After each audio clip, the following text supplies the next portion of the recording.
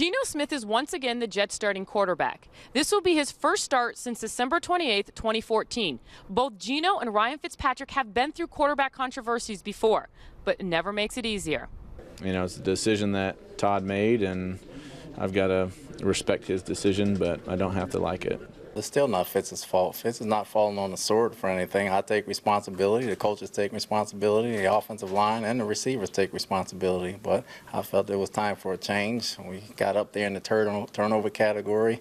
We hadn't put any points up, and we're trying to get a spark somewhere, so I made the change. Today was a little awkward and uncomfortable, but that's just human nature, you know, being out there with a group of guys where I've been the guy for the last year and a half or however long it's been, but I think that's natural. Just got to go out there and, you know, play the game, be smart with the football, check it down if need be, and then, you know, just see, you know, where we're at, you know, after that. But the key thing is to get a win. You know, none of the other stuff matters. The only thing that we're looking forward to is trying to go out there against a really good Baltimore team and get a win. You know, Geno needed to learn, and which he did. It's not about anything football. It's about just coming to work every single day, being consistent. I think the person who benefited the most from this last year and a half has been Geno. You know, it's been amazing to see this guy grow and really, you know, punch adversity in the face. Let's bring in our NFL insider, Ralph Acciano. And Ralph, after Monday night's game, Todd Bowles said Ryan Fitzpatrick is a starter.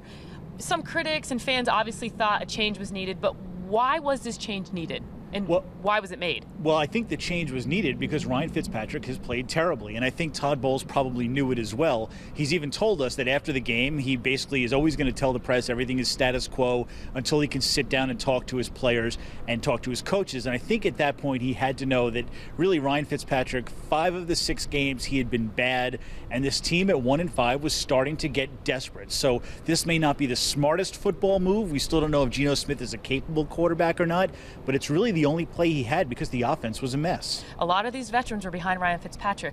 Decker, Marshall, Mangold all made cases that they wanted Fitzpatrick to be their quarterback. Is one of Todd's toughest challenges going to be to keep this locker room together, and how do you bring everybody together and on board with Geno Smith? Well, there's no question about that. This locker room has been very strongly supportive of Ryan Fitzpatrick, and that's dating back all the way to last season as well. They wanted him to return. They made no bones about that. And all season long, even during the struggles, how many times do we see Brandon Marshall standing out there talking about going down in the ship with Ryan Fitzpatrick? Well, right now, I think that they are probably very a little surprised by the move, and maybe they don't support it.